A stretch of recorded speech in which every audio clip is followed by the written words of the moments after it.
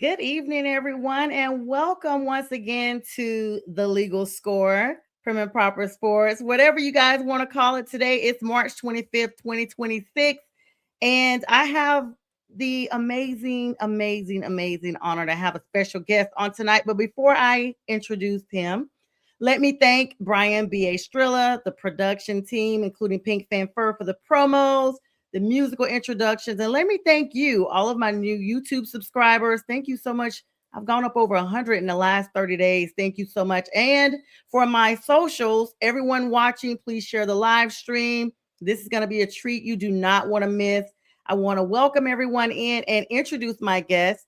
This is going to be Mike Lyle. He's creator of Lyle Multimedia, and he's also host of the morning edition of KUNC. He has a team in March Madness that we'll be talking about here shortly. And I have had the distinct honor of actually chatting with him for a while, but it's our first time actually having to sit down. Ladies and gentlemen, welcome in my guest tonight, Mike Lyle. Mike, good evening. How are you tonight? Good evening, Sonja. Thanks for having me on. Doing great. How are you doing on this hump day, as we call it, Wednesday? Yes, definitely hump day. It's so glad to have you in. As we talked before we went live here, did not realize there was a time differential. You are in the Denver, Colorado neck of the woods there. How's the weather today? The weather has been funny you mentioned that, Sonja. The weather has been great to me, but it has been unseasonably warm out here. I mean, it was up to 90 today. It's Oh, Yeah, it's March 25th. In fact, the last several weeks out here, we have been in this spell of warm weather when it should be like an average high of 45, 50 degrees. But I think summer came a little earlier than usual around here. And I think the natives in this part of the country are wondering, why are we in 90-degree weather on March 25th when we should be in like 50s, 60s right now? It's March, not June. it's really weird because today here in Atlanta it's in the 60s. 3 days ago it was almost 90 and we were breaking records. I don't And get I it. it's there's no ozone anywhere. So glad to see you and see the nice background view you have there, mountainous. So I'm a little jealous. I'm gonna get to Colorado here one of these Gotta days. come out here and visit. You're gonna love it out here. It's such a nice state. It's a lot to do out here, and it's a big sports town, as I'm sure you know. We have a Yes, lot of pro teams out here, which I cover, and it's a big time to be a Denver fan out here. absolutely. And so tell us a little bit about that, Mike. Tell us a little bit about how that, the whole Denver thing, you being out there, and how that works, because right now there's a small lull in the sports as far as NFL. I know they have the Broncos out there, but you do a lot of coverage on KUNC there. Yes, we have now seven professional teams here in Colorado. In fact, the seventh team is the women's soccer team, the NWSL. Their franchise. We have an expansion team here. They started their season a week ago. They have their home opener out here on Saturday, the Denver Summit FC. So we have professional soccer out here. In addition to the Broncos, of course, this is Broncos country. The Broncos rule the state no matter what team you root for. That's always going to be first and foremost. We have the Avalanche for the NHL, the best team in hockey right now. The Denver Nuggets for the NBA. They won the championship a few years ago. They're trying to get back there this year. We also have Major League Baseball, which is starting this week, the Rockies. Um, I love covering the Rockies, but the Rockies are the Rockies. Let's just say they're not really a Mhm. contender right now. But it is a sport. It's pro baseball. It's a team out here. We also have Major League Soccer, the Colorado Rapids. They started their season recently, so I cover them. And then we also have lacrosse. We have an indoor lacrosse team, which I've been covering this year too, called the Colorado Mammoth, and they just made the postseason last week. So, yeah, I'm staying pretty busy out here covering all these teams, and of course, we have the college teams. I cover the University of Colorado. Coach Prime, Deion Sanders, coach is there. Yeah.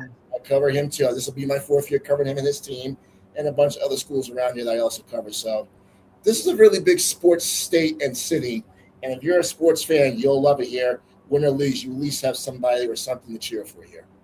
Unless you're a Carolina Panther fan like me that's still sulking over that Denver win here 10 years ago. Yeah, But and the Super Bowl too. That was the last time they won it in out there in Santa Clara. I know. yes, yes, yes. But you're right. It is so much to do out there. And who would have thought that? And how interesting is it that you actually cover the Buffaloes as well? What is one of your highlights of actually covering that team? And did you start covering them once Coach Prime came aboard, or were you already there? Funny you mentioned that because a month after I started here at KUNC, Sonja, a month after I got here, Coach Prime was being rumored to have taken the job here at the University of Colorado. So when the word started to pick up steam after they played in the Celebration Bowl when he was at Jackson State, word was starting to pick up that he was going to accept the offer to coach here at Colorado. So I immediately asked my news director, "Hey, we have a scoop. I think Coach Prime, Deion Sanders, is going to take the job here at Colorado.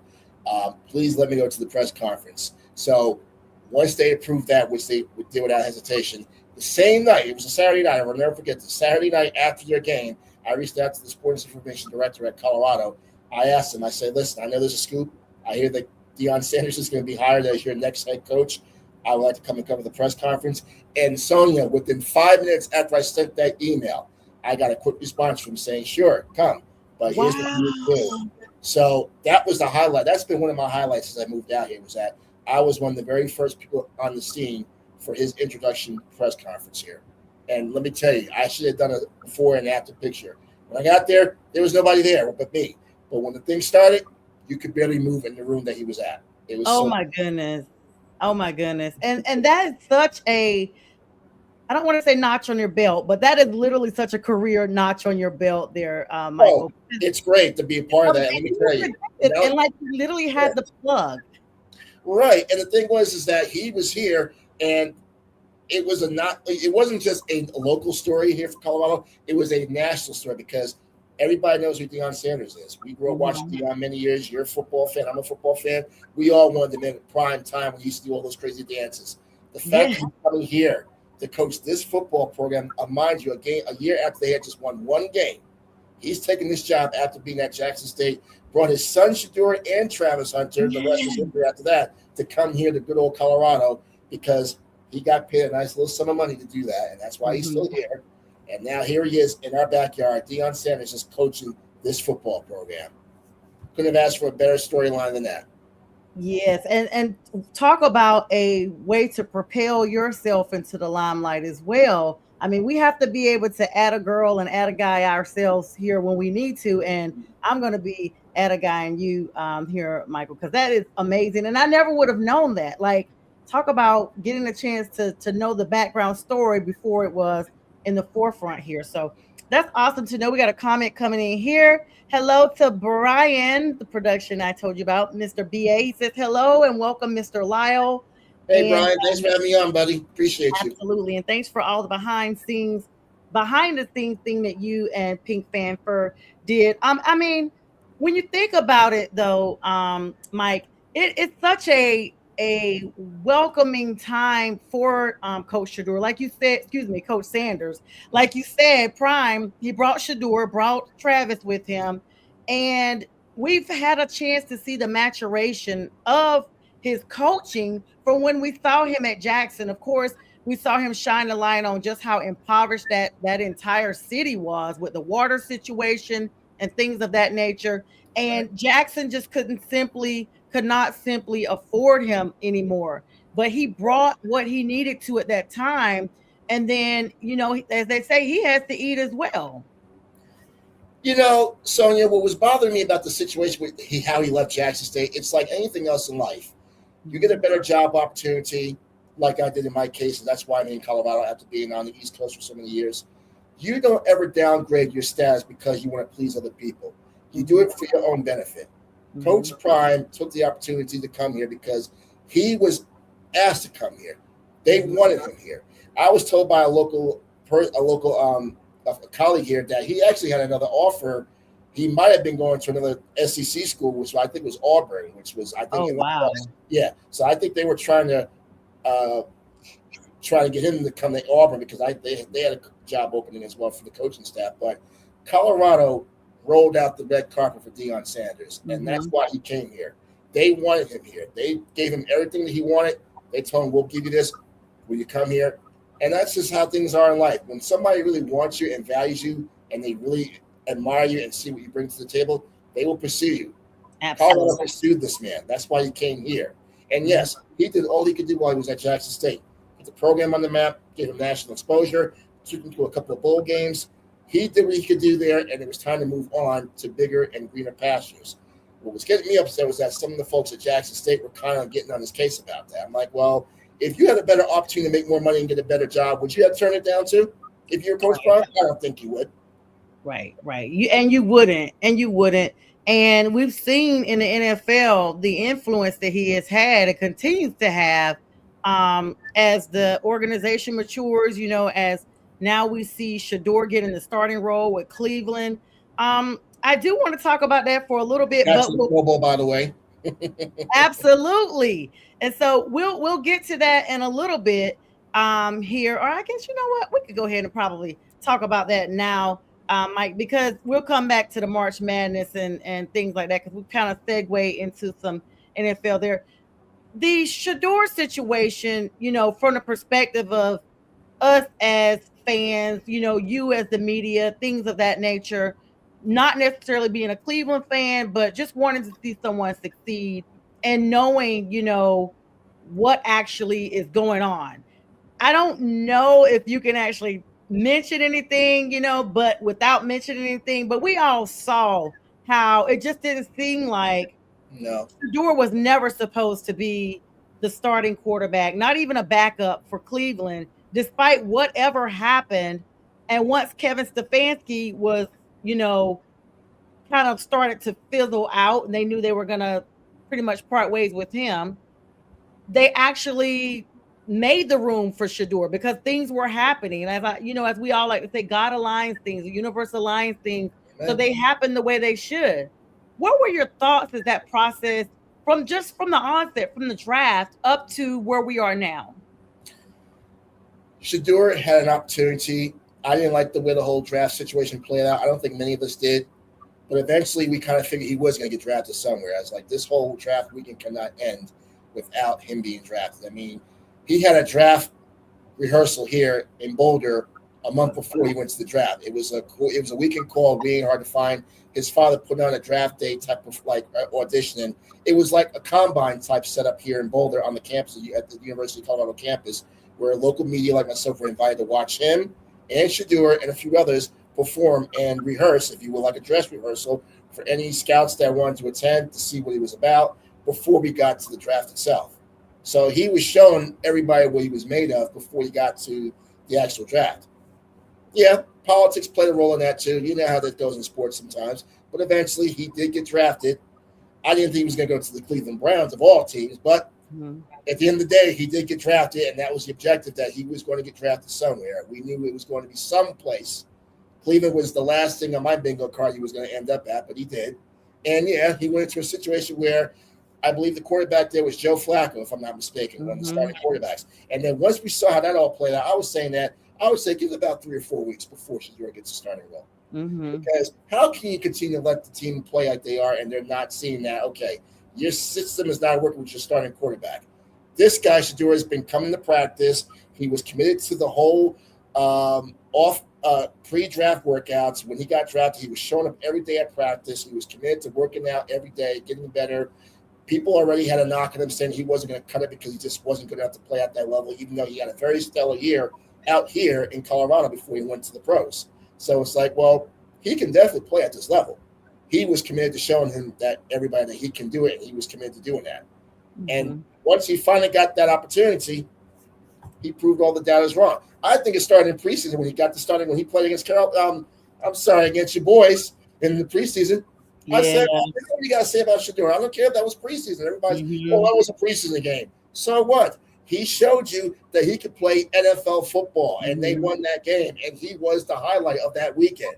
Shador Sanders lit them up, and he was responsible for if not all of their points, because he led those drives where they converted each time he was at the helm. And I was saying that, hey, at some point, he's got to be the starting quarterback for Cleveland. They just cannot continue to go with Joe Flacco, especially when, and they went to the other back. I was like, okay, when are you going to put this man out there now? It's like, you guys see it's not working. You're going to 6 weeks without him not starting. The team's going nowhere. The coaching staff doesn't know what they're doing. Kevin Stefanski's not doing the right job. It's time to stop playing politics. Get that man out there and let him show what he can do. And what did he do? They might have lost their first game. The second game, he beat the Raiders. Yeah, he balled out. He balled out. And my point is that he needed the opportunity to show that he was committed to balling out. And you can say that all the chips fell his way, but I'm sure there's a lot of other NFL players that had loved to have been in his position this past season. And he got to the Pro Bowl. He did. He did. Like how ironic. And the thing is, so two things. Pink Fanfare comes on and says hello and welcomes you. You know, Pink, Hey, my Pink. Talk to nice Pink promo What's up, Pink? Absolutely. But you pointed out two things though, Mike, that I'm thinking about. Number one, um, everyone for Cleveland, and let's be clear, Joe Flacco has been that quarterback that has been called up a couple of times to come back from home to help teams get where they need to be. In fact, he was quoted as saying he was, PO'd as of late, that he wasn't given an opportunity to get back into the game, that no team has been calling him as of yet.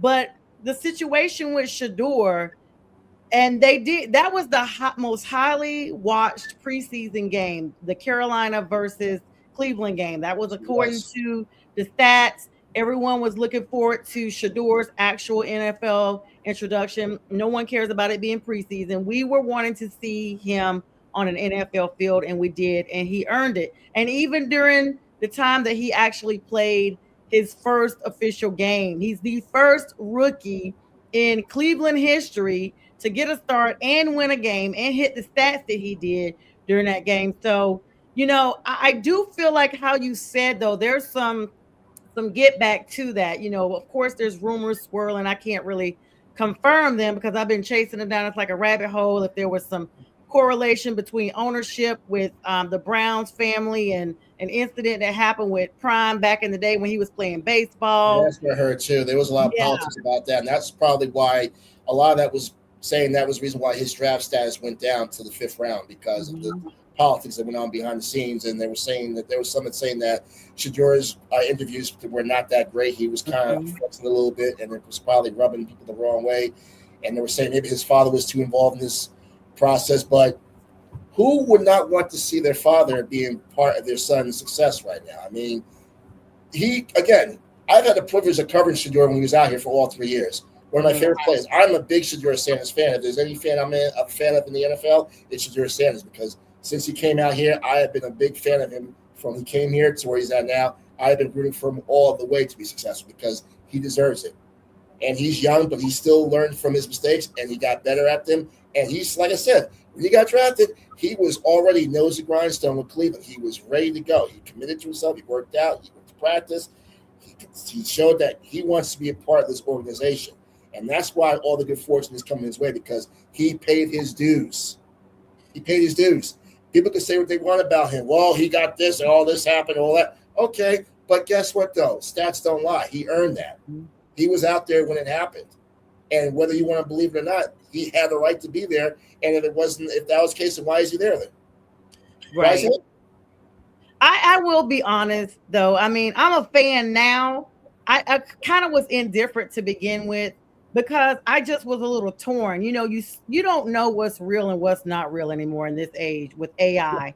And so I was seeing videos where, he was going to meetings and not taking ownership for, some of the losses they had. He was just basically, not really saying I or anything. He was just saying, basically the issues that were going on. And then there was another clip where he was basically like, I don't have to do this, that, or the third because do you know whose son I am? And then even during the draft itself, now this I know was not AI because I watched it. Every time after the first round, it became very apparent. Dion, Coach Prime, was live like during the whole thing, and instead of just not like a be quiet hush up because that's what you're supposed to do, but instead of kind of just letting it see how it played out, he was starting to antagonize the draft process because he was just like, oh, we know what this is. We know, like every time a team passed on him, he was like, we know what this is. Oh, this is nothing but the devil. And it was kind of antagonistic because in my mind, I'm like, okay, if a team was about to grab him, now they're like, wait a minute, this is what we don't want. We do want Shador, but we don't want the prime effect because the prime effect is too big for a rookie coming in. Dion worked hard, he earned that. He earned the respect that he has. Of course, as a parent, you want to transfer a lot of that to your children. But even when Shador was in at Colorado and he was, tweeting and things like that about his merch during halftime, and Tom Brady had to even say, hey, dude, you need to be looking at your playbook. You don't need to be out here trying to sell merch and things like that, because he too was, too big for the moment. And so I'm glad it worked out. I'm glad Shador is the starting quarterback. He definitely was and is an example of I told you so. Yes, And he so, is. yeah. And to move Kevin Stefanski to the Atlanta Falcons, who had one less win than he had in Cleveland, is astounding. But if that's what the Falcons want to do, more power to them. Have at it. Good luck to them with that move. I didn't Absolutely. get that either. I was like, okay, well, you're going from this to that, but We want more wins from my Panthers. We got the broom out last year. We'll bring them up this season. So there's that. I think there's no question. It's going to be. I expect that will be 2 wins for you guys right there against those boys. Yeah, we're definitely hoping so. So let's transition and definitely thank you so much for sharing that backstory. I'm always interested to know how things are. When people have the bird's eye view, and you actually have the bird's eye view and the whole view there. I'm in Colorado, so continue. Good luck to you there. Let's switch over to our big topic, March Madness. This is what we're here for, the crux of our show today. Yes. Structural and competitive evolution. Just a very big analysis as of now with March Madness. I mean, this is really big as we have a lot of teams, Michael, that have been eliminated, including Carolina, the Tar Heels, being eliminated after a 19-point comeback by VCU, the number 11 seed. And as a result, Coach Davis is fired as of yesterday as the Tar Heels head coach there after only, I think, 3 or 4 seasons. Yeah. Well, Carolina is like any other blue blood in college basketball, Sonja. You're getting paid a lot of money to win at those blue blood programs. Losing is never an option. I mean, you go to a high-profile institution like Carolina, you are expected to win, and you don't lose like the way they lost to VCU in that tournament. I mean, that's just unacceptable. And Carolina really had no reason to lose that game. They really should be in the Sweet 16 right now. But that's just the nature of the college sports business. If you're going to be coaching for a high-profile institution, then you're paying you a lot of money. That means you have one job: win and keep winning. Losing is just not going to cut it. That's like going to another blue blood like Kentucky or, they're gone now. I mean, these blue blood programs you hear about all the time, they're not even in the Sweet 16 this year. That's the thing with college sports, though. That's what they expect to do. Fans are very passionate with those institutions. They have a tradition of winning there. They don't tolerate losing. Hubert Davis is an alumnus of UNC. That's great. But at the end of the day, as you know, and this is what it's always been in sports, especially now in college with this era of NIL, the transfer portal, players getting paid now, they really expect these coaches that get paid a lot of money, 7 figures in some cases because of the institution they coach at. They expect you to win games and make tournaments and get to the Final Four, and most importantly, win national championships, because fans really, really, really go hard for their institutions that have been known for winning. And when you don't succeed at that level, you're out. We're seeing a lot of new things. You're in Georgia Tech. You saw happened with yes. Meyer. Former NBA star, was a great point guard for many years, but Georgia Tech said, yeah, you might be a great NBA player, but you're not translating that to wins at Georgia Tech. And, that's another institution out there. They're also pride in winning. They have a good history of success down there. If you're not winning games, no matter what your status is, you're not going to cut it. Yeah, you're not going to cut it. And like you said, though, we saw this in the college realm for the college football playoffs. We saw a lot of big news of big teams that we never saw. And I say big because they came up big. It wasn't UGA anymore. It wasn't, Alabama. Those guys were at home early. And so you get a chance to look at that and see what that is all the way around. And it's just like, okay, here we go. And this is what we're doing. And so, and then there's been a lot of close calls. My team, Duke, I've been a Duke fan since I was a kid. They've had some close calls, but they've been able to still pull it out and get it done. Well, Sienna gave you all a scare last week, didn't they? Sienna gave you quite a scare. Let me tell you, Sienna, I was like, what is happening? What is happening? They did not want to upset because then that would have been the second team to upset a number one team. I think in like No, the that'd be a third March team. That would be Madness a third. 13 Yeah. NCAA history. So, I mean, it's a lot going on right now. Of course, we're now the Sweet 16. Of course, Duke is still number one. They're taking the great Rick Pitino, who has got it number 5 seed St. John's to their first Sweet 16 since 1999. And this is going to be in the late night window. Two-time national champion Dan Hurley. Remember him? Bobby Hurley's brother, Oh, Duke yeah. put his Yep. number 2 UConn Huskies against number 3 Michigan State and the iconic Tom Izzo. If you recall, and this is what I'm thinking about when I saw that matchup, 2014, I was living in Connecticut at the time. That was their third championship they won that year. I'm sorry, that was their fourth year because it was their fourth championship. They actually played Michigan State that year when Kevin Ollie was the coach at UConn, and they had played that regional final at Madison Square Garden. And that was a year after UConn was banned from the tournament because of inaccurate, because their academics weren't great. The next year, they ran the table as a 7th seed. They played Michigan State and Tom Izzo at the Garden in Manhattan and beat them to get to the Final Four, and then eventually won the national championship. So I'm sure many UConn fans are thinking, deja vu perhaps this year. They beat them once before. Maybe they can do it again. And it's also in a neutral site on the East Coast in D.C., in Washington. So they're not too far away from Manhattan. So perhaps they have a little bit more of a fan base that's going to be, those UConn fans will travel down I-95 to D.C., and we'll sell those tickets and get those seats filled up. And it's going to probably be more of a pro UConn crowd, I think. Yeah, absolutely. And that's what I think. And then you got to look at, I honestly have Duke winning it all. But, all it takes is one slip up and your entire bracket is bust.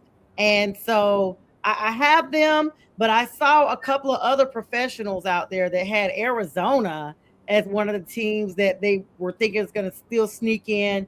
But the number 8 matchup here, number 2 Purdue versus Texas.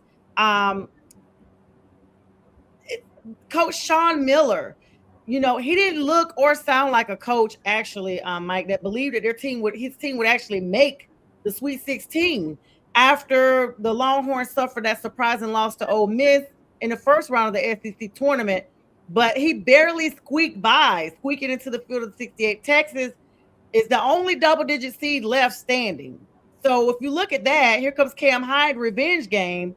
Longhorns Jr. is wishing, and his junior wing or whatever is facing his former team after drilling a huge late shot to help Texas pass Gonzaga in the second round, which was another shocker. I remember Gonzaga being that nemesis from back in the 90s. Yes. And here we go again. Yeah, I don't know what's going on with Gonzaga though, because I still think they are just due for a championship now. I mean, they've been in this thing for so many years. I don't know. Mark Few has done a great job with that program over the years, but they are just, I don't know why they just can't get over that hump. I mean, a few years ago they got there, but they lost. It's just like they're almost like they're a blue blood. They didn't start off as a blue blood. There's a documentary out there now about the program, by the way, if the shoe still fits. I don't know if you watched it yet. You should check it out. I've heard of it. I need to check it out. It's really good. It tells a story about how they became this mid-major that many still think they are, but in many eyes now, they are not a mid-major anymore. They are a blue blood because they've been in this thing for over 20-something years. So they're like becoming a regular, but for some reason, I just don't know why Mark Few and them just can't get over that hump. It's like they're like becoming another team that just gets there. They get maybe like to the round of 32, but they just can't get over that next level to get to the Final Four. It's like, okay, you get to Sweet 16, but then the run ends. So I don't know what's up with Gonzaga. But that Texas matchup with Purdue, I would be very careful if I'm Purdue because Purdue did just knock out the national champions. Mm-hmm. So I always look at it like this. The team that usually beats the national champion is probably going to go further. But Texas had a run through the first 4.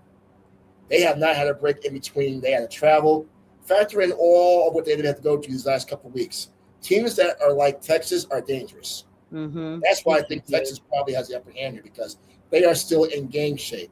They're playing with house money too, because I'm sure a lot of people are picking Purdue to win this Sweet 16 matchup this week because Texas might be gassed out by the time they take the floor. But I think that Texas is riding all kinds of momentum right now. And like I said, they started off in Dayton. They're here now in the Sweet 16.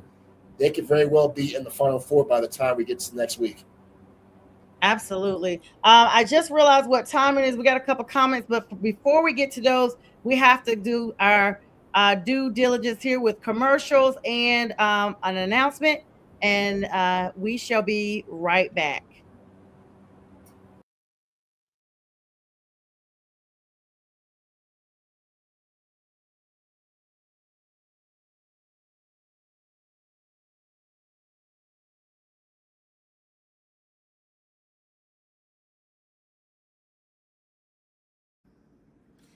Hey everyone, it's Pearson. I'm so blessed to have been crowned 2026 Miss Jabberwock, and I just want to say thank you so much to everyone who has supported me with fundraisers or just donations in general and everything, including my parents and also Sasha for using her platform and also helping me as well. Just thank you so much. All glory to God. Thank you.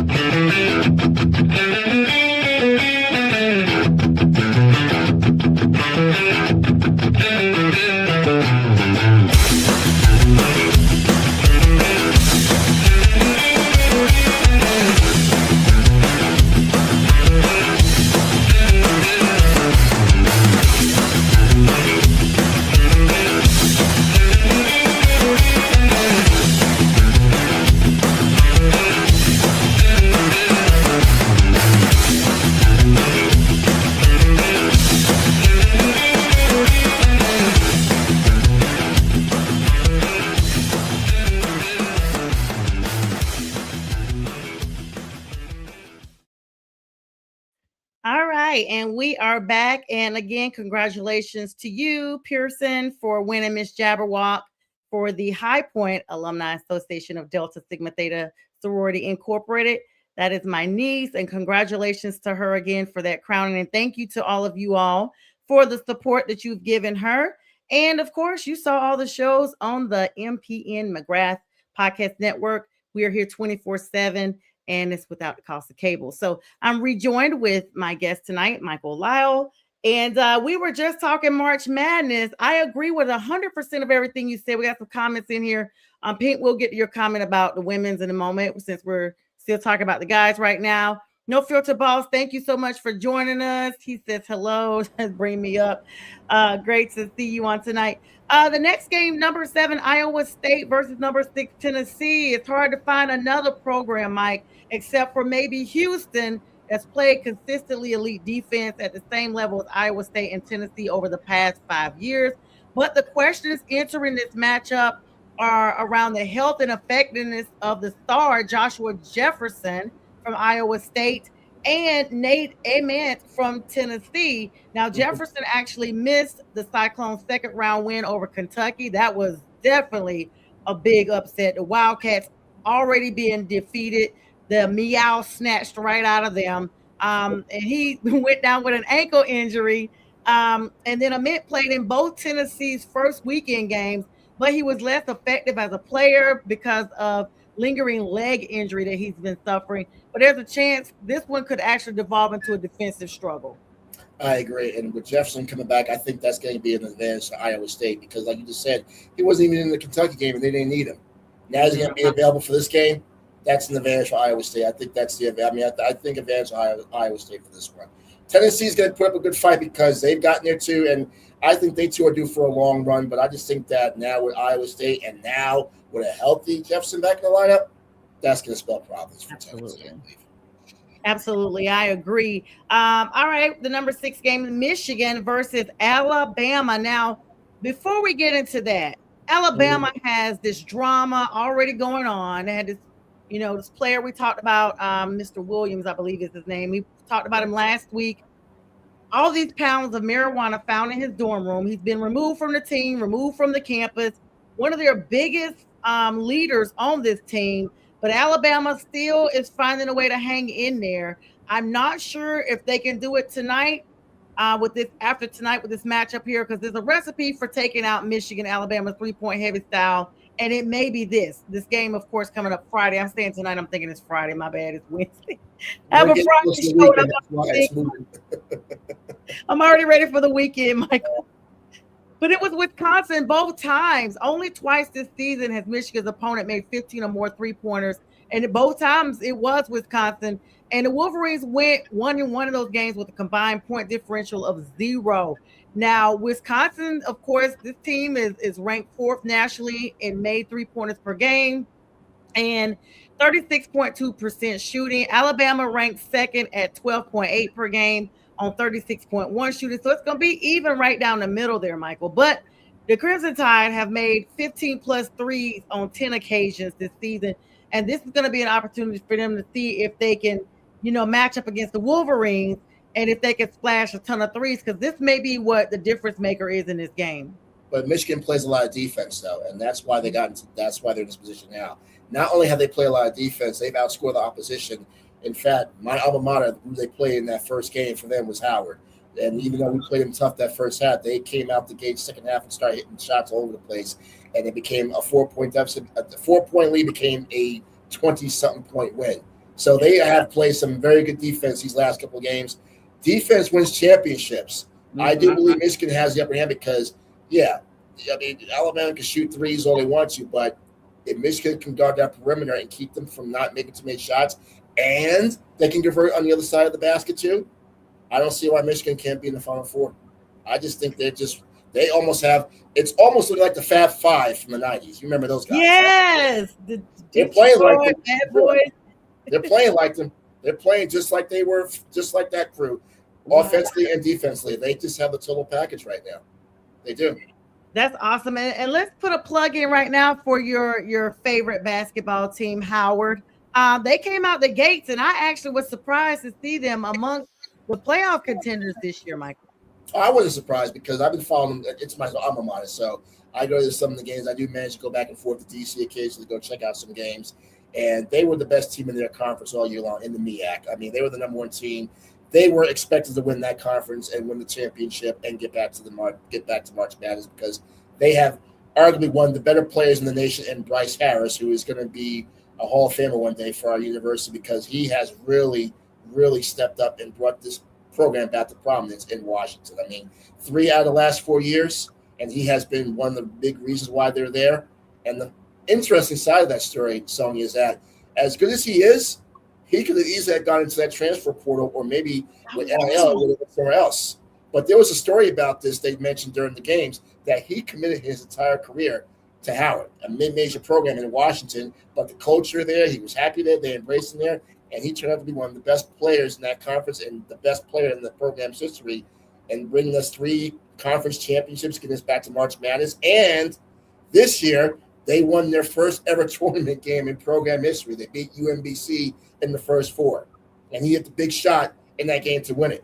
So, no, this has been a banner year for Howard. And I was, as an alumni, I was so proud to see them doing this. And before he even got there, they were just a doormat in the league. They were never, ever one you could talk about that were ever in the place. But here they are now, 3 out of the last 4.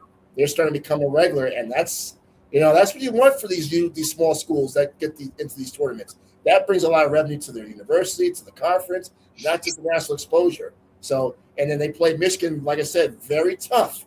They were only down 4 at the half in that game against Michigan. So I'm thinking, you know what? Why not us maybe be another 16 that could be a number 1? Eventually, Michigan, as I mentioned, they start hitting the shots, 3 points. They were playing defense, and we ran out of gas.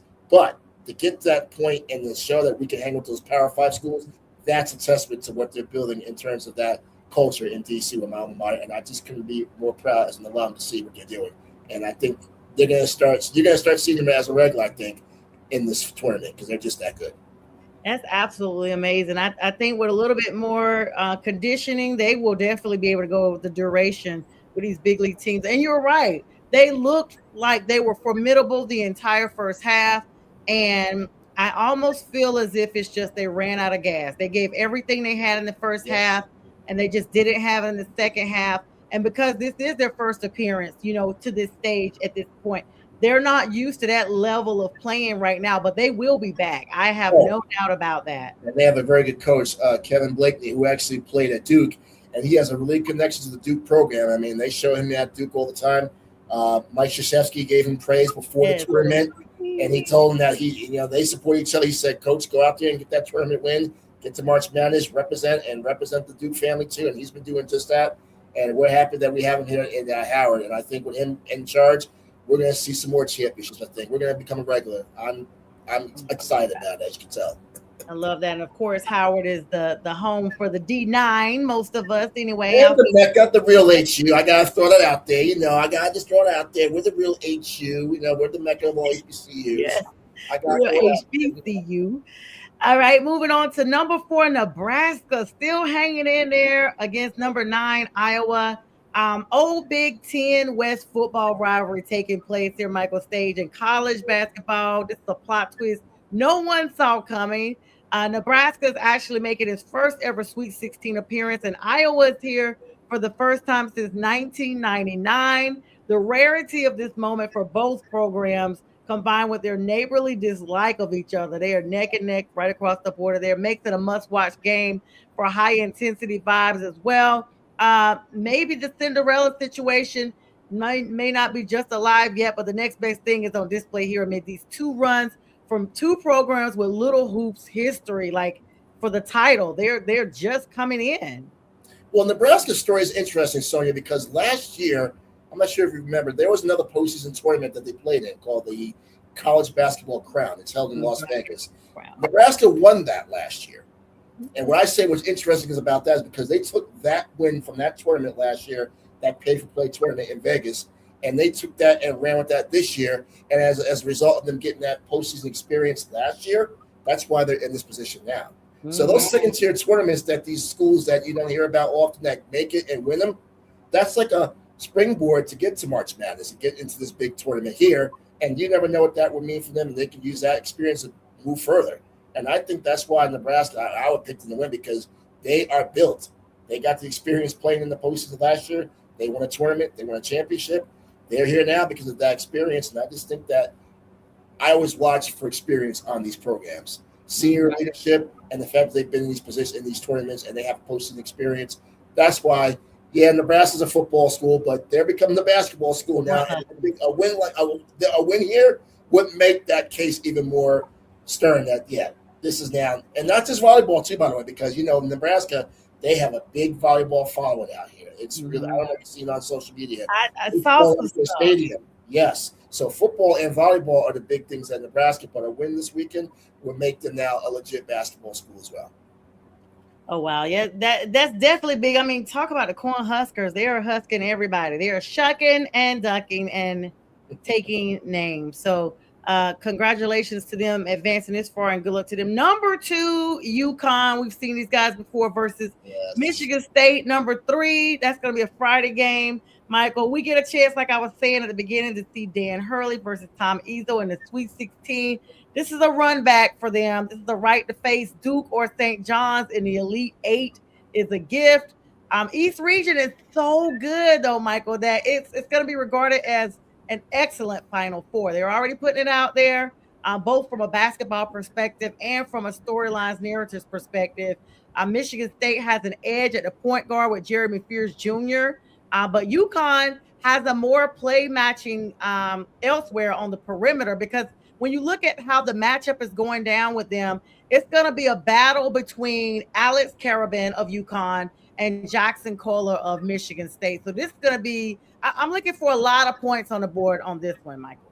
I am too, and I'm also looking forward to UConn, of course. I'm showing my bias. I'm from Connecticut. I do want UConn to win this game because I think they want that rematch, and I'm sure they're probably thinking that now as a storyline. UConn wants that rematch with St. John's because they lost the Big East Tournament Championship. They got blown out. They got whooped by St. John's in that Big East Championship game. Yeah. So I think UConn will want nothing more. Dan Hurley, especially knowing him, would want nothing more than to get another crack at those boys for the East Regional Final to go to the Final Four. That would be the icing on the cake if they can get there and then win it, because then that would be the game that matters the most at that point. Because now we got the team that we wanted to beat in our conference tournament, but now this is going to go to the Final Four. I would think the storyline is going to be that UConn versus St. John's Part 2. This time though, it's in DC again. I still think a regional site a neutral site is going to favor UConn more because their fans are going to take over DC this week, and I know it. Yeah, they really are. And then if you think about it from that perspective, DC is just going to be really busy anyway. Yes. It's always busy, but when this time of year, they don't call it March Madness for no reason. No. And Razorback star Darius Acuff Jr. is mounting a late charge for National Player of the Year. I'm talking about none other than Arkansas, number 4 versus number 1 Arizona. Our next matchup for Thursday night at 9:45.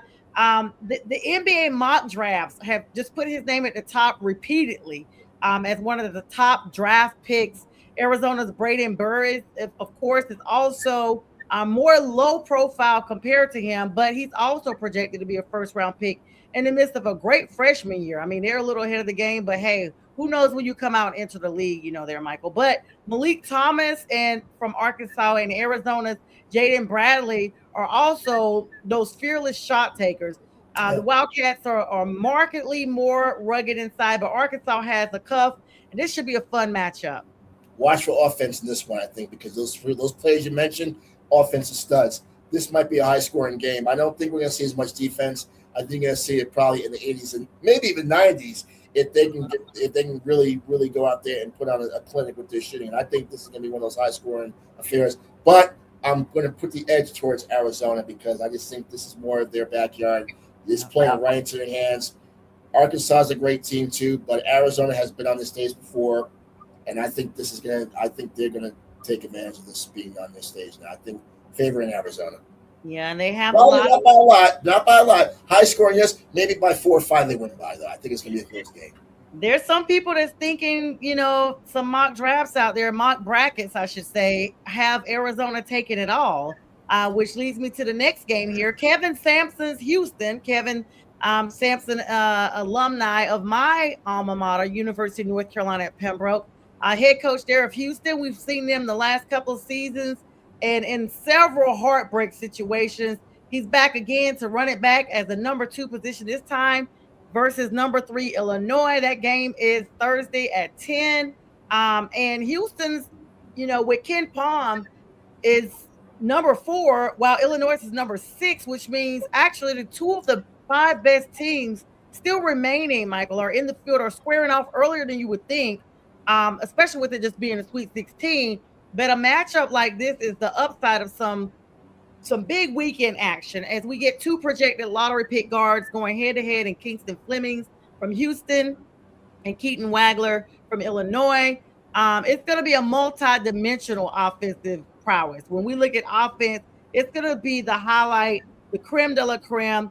And let's not forget, Houston is known to be ferociously defensive. And like you said, defense wins championships. I'm thinking that Houston is still going to pull this one out, but this environment is going to be electric, Michael, especially since the Cougars are playing in their home city. And that right there is why I am going with Houston as well. You just said it. Home court advantage, yes, it's a neutral site, but it's in their backyard. The fans will be there. You can't bet against Coach Sampson either. Don't forget, after what happened to them last year, they are hungrier to get back to the Final Four, and this time win it. Florida's not in their way now. Now they have a legit chance to get there and probably take this thing. So I'm going with Coach Sampson, and like you said, I'm going home court. You can't go against home court in these tournaments, even though it's a neutral site. But there's gonna be a sea of a lot of red and white in those stands. Yes, absolutely. And then our big game, number 1 Duke versus number 5 St. John's. That's Friday at 7:10 p.m. Eastern Standard Time on CBS. Since losing 72-40, I was so irritated at that game. Lost at UConn on February 25th. St. John's got blown out by them. They've operated as the second most efficient team in college basketball. It was like it was a learning lesson for them. But the Red Storm are on a tear that even Duke may struggle to stop. The Blue Devils own the nation's longest winning streak at 13 games. Yes. But even they haven't been at their best during the postseason. We got a couple of injuries. Seems like every game somebody's going down with a hand or an ankle or something. But this cross-generation coaching battle, though, Michael, 73-year-old Rick Pitino versus 38-year-old John Shire is one that's going to be appreciated because it's almost like teacher teaches student, but student teaches teacher later. Shire wasn't even born when Pitino led Providence to the 1987 Final Four. He wasn't born when Rick Pitino was coaching the NBA too, by the way. Yes. Okay. It's funny you mentioned. I was watching Blue Chips the other night when he was coaching. Yes. It's like how can you go against Rick Pitino and what he's done for college basketball? Yeah, he had the controversy at Louisville. What happened with that program and the scandal they were involved in, but he has been an institution for this sport. It's hard to bet against Rick Pitino. Yes, they had a fortunate last-second buzzer beater last week to get them into the Sweet 16. Maybe we're talking a different conversation. Obviously, if they don't make that shot. But it's hard to bet against him. It's hard to bet against Pitino. He's like the very last few of those coaching greats in the sport. You just can't. It's hard to go against the guy. He recruits. He makes his players. He motivates his players. They work hard. They were not a fluke in the Big East this year. That's why they're in the Sweet 16 now. So Duke might have the upper hand because they are the number one seed. But coaching, I think, is going to be. It's like playing chess versus checkers here. Now you play checkers and chess. Chess is about strategically moving around your players. I'm sure Rick Pitino is going to know just how to play this game and how to strategically try to find ways to shut down Duke and their star players and keep them off that perimeter. Not only playing some old school, by the way, Big East style old school defense, which was a mantra for the old days of Big East basketball. Yeah, absolutely. And you're right. It's so hard to say, okay, I'm going to go against Pitino. Like, it's almost like it's the cardinal sin to go against him because he's so highly regarded in basketball. Like you said, not just in college, but also in professional basketball. But we shall see. I definitely want to make sure that Duke pulls this one out and goes all the way. We're going to wrap up the last 6.5 minutes we have here with some women's basketball. Flau'jae played her last home game at LSU. She's a senior, of course, definitely expecting her to go into the draft here. I'm very emotional with her and her mom. But before we get there, like Pink said, South Carolina, Dawn Staley will not stay down. That lady is the real MVP. Okay, this is about to jump in and shut everybody down right now. The UConn women are the number one team and undefeated. They're going to run this thing to the finish line. Another undefeated season and a championship. You cannot doubt the GOAT.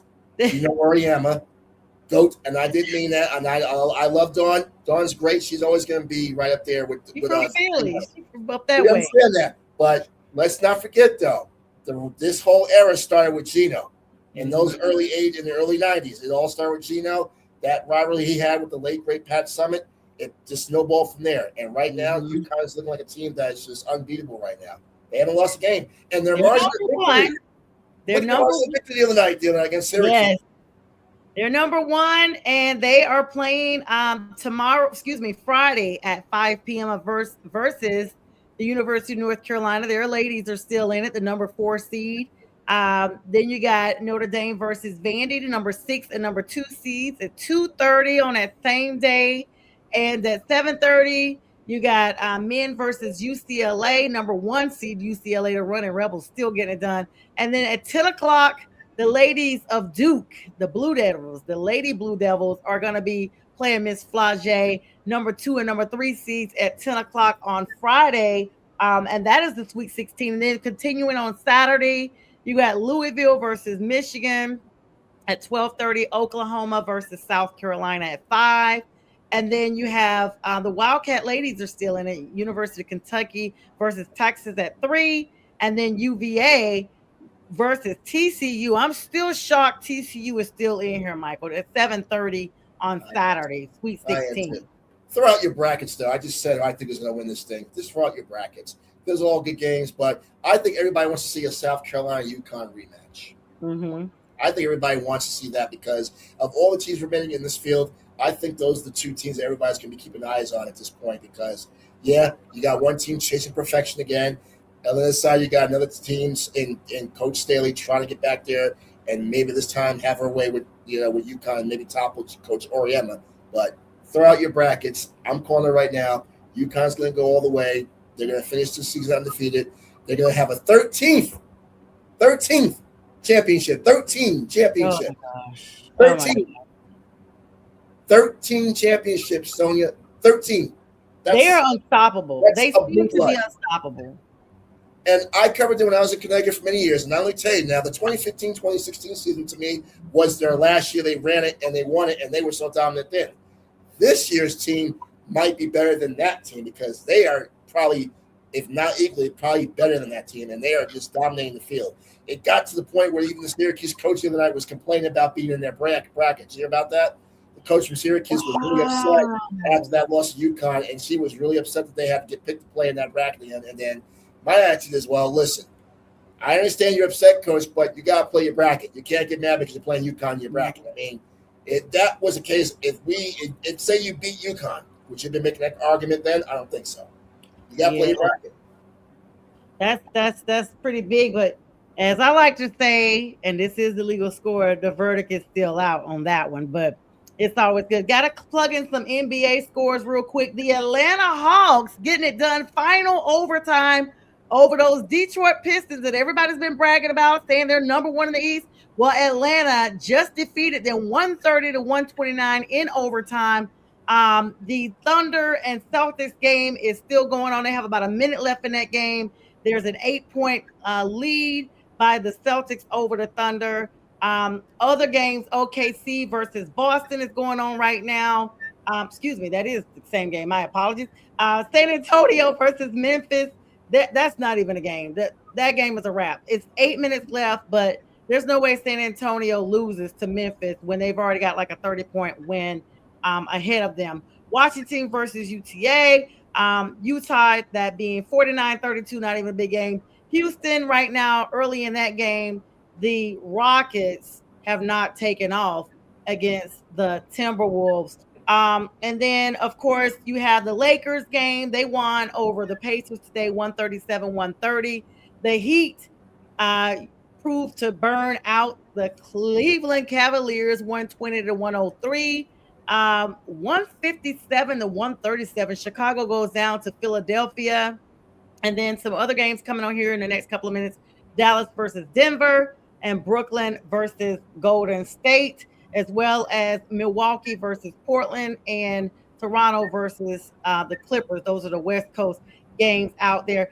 Mike, tell everybody how to find you on the socials. I know we put your banner up earlier, but tell everybody where to find you, where to watch you, and all that good stuff as we get ready to conclude here. It's been an amazing time to have you on tonight. It's been a great time indeed. It has. Multimedia, Lyle Multimedia, same handle on Twitter. I still call it Twitter. I know it's called X, but it's on Twitter/X and Instagram, Lyle Multimedia. Just follow me on those two platforms. I'm there. You can follow me. I'll tweet back. I'll follow you back. That's where I'm at. Absolutely. And if you're in Colorado, or if you do have an app on your phone, you can listen to me every morning here on KUNC from 6 a.m. to 10 a.m. Mountain Time. So wherever time zone you're in, you might want to adjust that to the Mountain Time because I'm up early out here every morning doing my morning drive show 4 hours a day from 6 to 10. Michael Lyle, everybody. Michael, thank you so much for joining me. Know that you have an open invitation to sit on the podcast here with me any given time. It's so great that we could actually make this happen.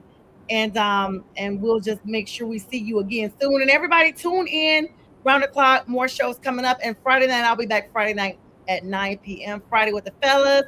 And don't forget the movie review show with James and Brian that's also coming up on tomorrow's shows here 24/7 without the cost of cable. We wish everybody a great night. And again, Michael, thanks for joining me. You guys have a good night. Pleasure. My sister, thank you, Sonja. I appreciate it. Thank you. Peace out. Absolutely. Be blessed.